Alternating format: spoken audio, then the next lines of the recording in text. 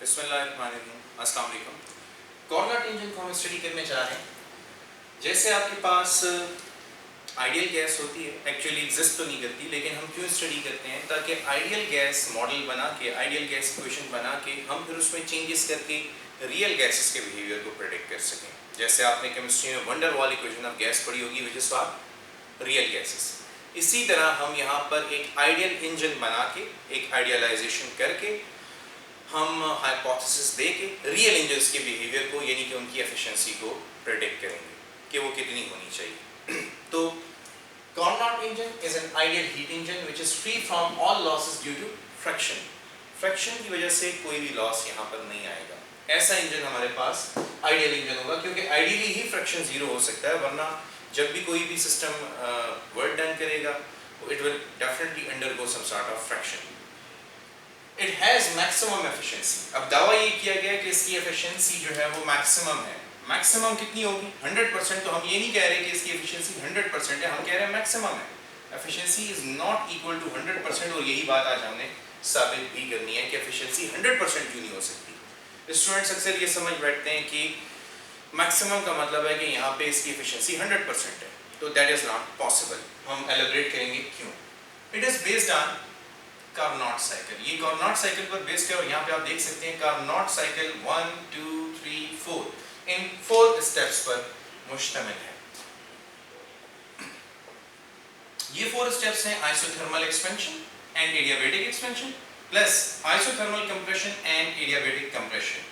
तो हम गैस को 2 दफा एक्सपेंड करेंगे, फिर 2 दफा कॉन्ट्रैक्ट करेंगे, ताकि वो वापस अपनी उसी स्टेट में आ जाए जिस स्टेट में वो पहले से थी। तो साइकिल कंप्लीट करने के लिए सिस्टम को वापस उसी स्टेट में लाना जरूरी होगा, यानी कि gas P1 V1 T1 state से P1 P2 T1 स्टेट में जाएगी, फिर P3 V3 T2 स्टेट में जाएगी, फिर P4 V4 T2 स्टेट में जाएगी, और finally P1 V1 T1 state में आ जाएगी। तो जहां से ये साइकिल स्टार्ट हुआ था, जिस स्टेट ऑफ सिस्टम से ये साइकिल स्टार्ट हुआ था, उसी स्टेट में ये वापस आ जाएगा, और इस दौरान कुछ वर्क डन होगा, वही हमारी आउटपुट होगी। देखेंगे कि वर्क डन किस पे डिपेंड करता है।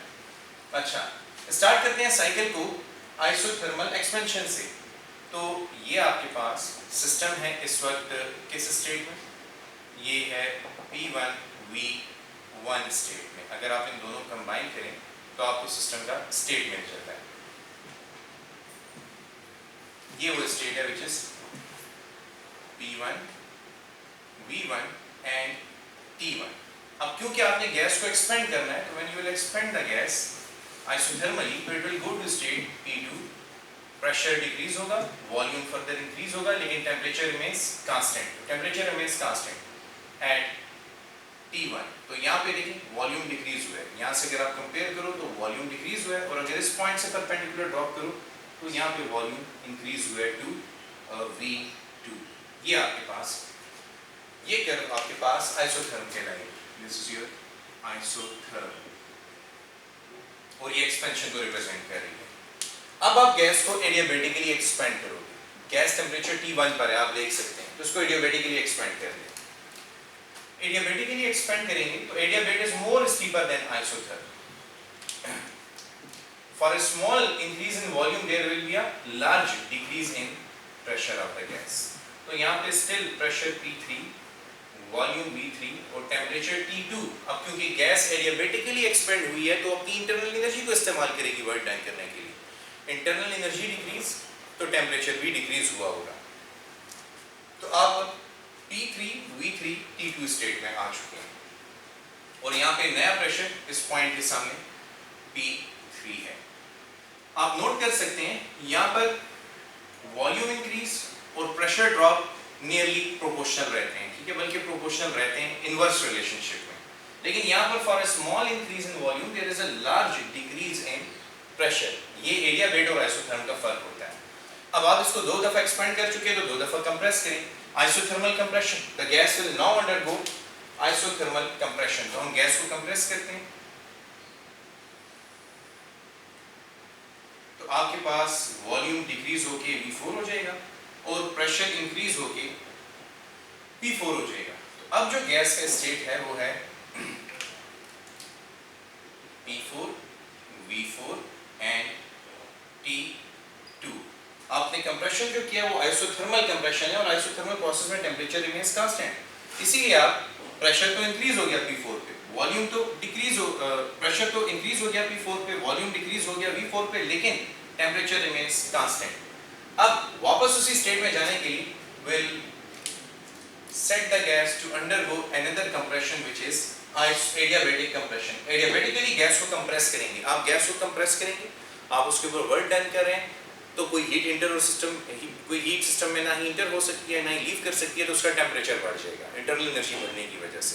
तो गैस का टेम्परेचर T2 से वापस T1 हो जाएगा, उसका प्रेशर P4 से वापस P1, V4 से वॉल्यूम वापस V1 and temperature is restored to T1। आपने एक साइकिल कंप्लीट कर लिया है और इस साइकिल का एरिया आपको क्या देगा, वर्क डन। ये एक पीवी कर्व है तो पीवी कर्व का एरिया आपको वर्क डन देता है, तो इस साइकिल का एरिया भी आपको वर्क डन ही देगा। अच्छा, इसके वर्क डन की वैल्यू अगर आप फाइंड करें इट्स द सेम, यहाँ पे जो वर्क डन हुआ है it is equal to Q1 minus Q2। और अगर आप इसकी एफिशिएंसी भी फाइंड करें तो जो फार्मूला हीट इंजन की एफिशिएंसी के लिए 1 माइनस Q2 ओवर Q1 वही कार्नोट इंजन की एफिशिएंसी के लिए है। डेरिवेशनल स्टेप्स सेम है एफिशिएंसी के लिए। देखिए अगेन एफिशिएंसी किस पे डिपेंड करती है, एफिशिएंसी Q2 की वैल्यू पे डिपेंड करती है। अब क्या होगा, फॉर एग्जांपल ये इंजन है,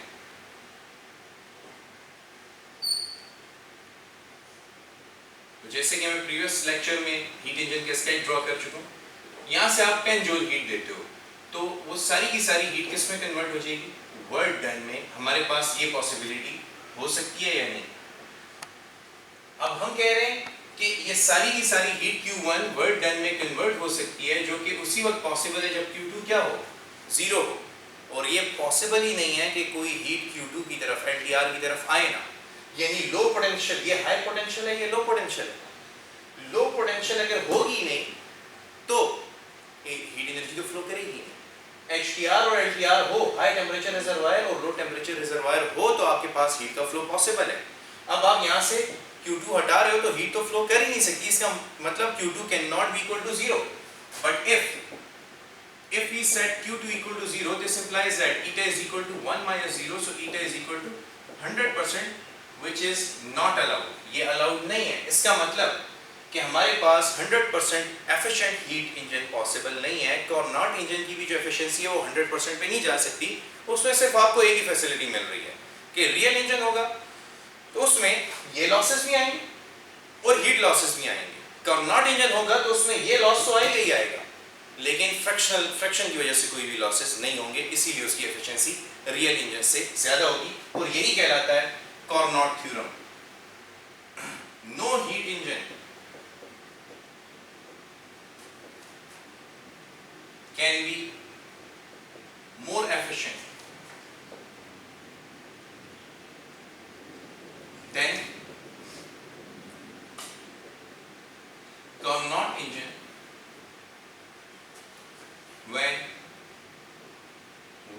when both are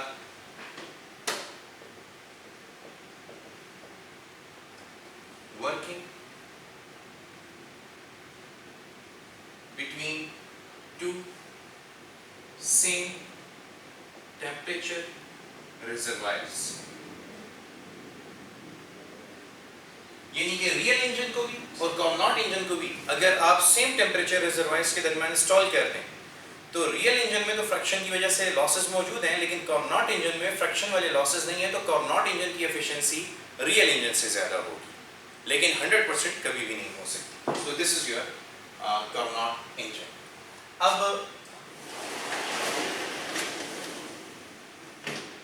हम स्टडी करते हैं second law of thermodynamics.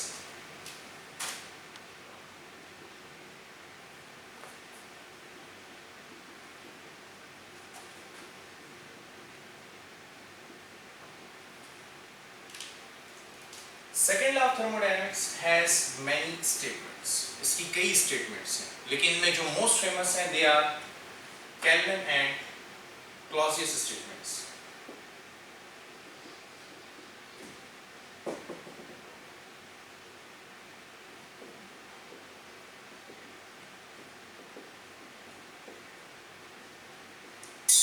First law of thermodynamics मैंने आप लोगों को पढ़ाया, तो मैंने आपको बताया कि फर्स्ट लॉ ऑफ थर्मोडायनेमिक्स की एक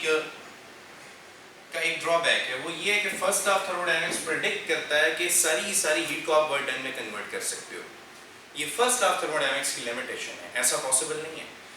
आप सारी हीट को वर्क डन में कन्वर्ट नहीं कर सकते। A part of it will be rejected towards low temperature reservoir. जब भी आप सिस्टम को हीट दोगे तो उसका कुछ हिस्सा वर्क डन में और कुछ हिस्सा एलटीआर की तरफ जाएगा। कुछ हीट जरूर एलटीआर की तरफ जाएगी। All the heat cannot be converted into work done. This is the limitation of first law of thermodynamics, and this is actually a statement of second law of thermodynamics as well. Second law of thermodynamics says that no heat engine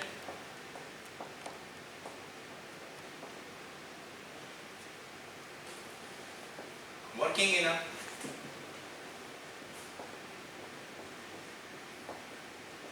cyclic process can convert all the heat into useful work without rejecting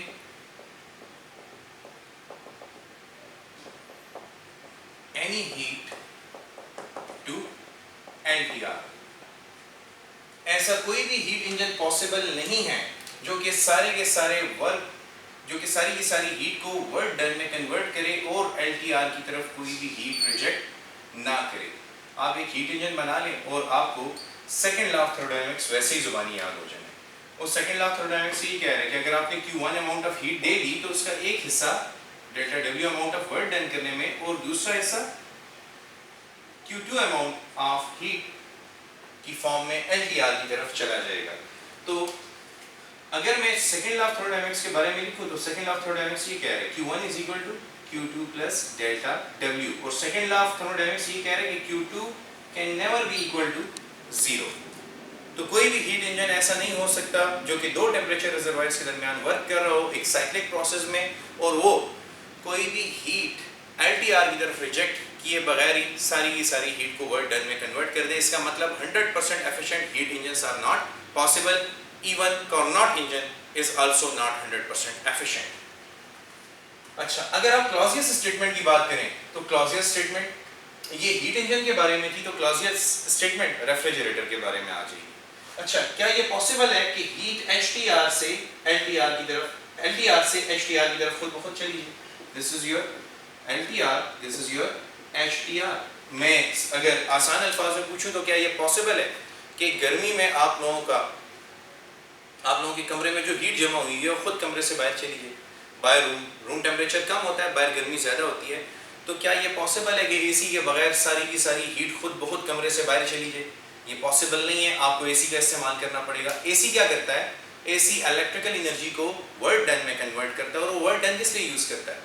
ताकि वो सारी heat को absorb करे आपके room से और बाहर भेज दे HTR high temperature reservoir environment की तरफ। तो एक्चुअली यही हुआ। अब देखो यहाँ पे ये आपका रूम है, दिस इज योर रूम, या ये रेफ्रिजरेटर का कंपार्टमेंट है। आपने इसके अंदर एक कप ऑफ टी रख दिया, या आपका रूम है जिसमें आप मौजूद हैं, उसका टेम्परेचर एनवायरनमेंट से तो कम है। अब ये कम क्यों है? क्योंकि यहाँ पे आपने रेफ्रिजरेटर या AC रखा हुआ है। फॉर एग्जांपल हमने AC रखा हुआ है, तो AC क्या कर रहा है? AC इलेक्ट्रिकल इनपुट दे के, इलेक्ट्रिकल इनपुट लेके, AC इलेक्ट्रिकल इनपुट लेके इस हीट को एक्सट्रैक्ट करता है। इस हीट को एक्सट्रैक्ट करके कहाँ भेज देता है? इसको HTR की तरफ भेज देता है। ठीक है, अब देखो। अच्छा, अब दोबारा law of conservation of energy पे गौर करो। अब क्या हो रहा है? इस delta W amount of work done की वजह से Q2 amount of heat HTR की तरफ जा रही है, यानी कि अब रिवर्स ऑर्डर है। ये इसको एक्सट्रैक्ट करके दोनों मिलके कहाँ पहुंचा देंगे? Q1 पर। तो इसका मतलब क्या हुआ? इसका मतलब ये हुआ कि you can not make the heat flow from LTR to HTR without any external work. Heat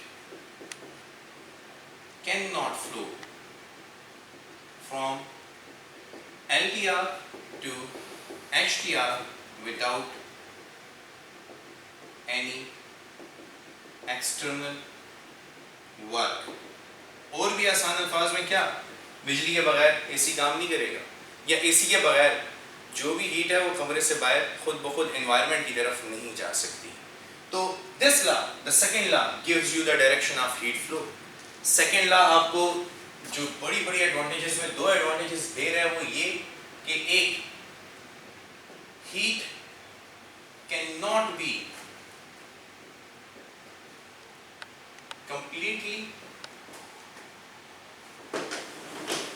converted into work. Or second, the direction of heat flow is always from HTR to LTR. Heat HTR से LTR की तरफ तो flow कर सकती है, लेकिन LTR से HTR की तरफ खुद ब खुद फ्लो नहीं कर सकती, उसके लिए एक्सटर्नल वर्क जरूरी होता है। ये आपके सेकेंड लॉ ऑफ थर्मोडायनेमिक्स की फुल एक्सप्लेनेशन थी। Thank you.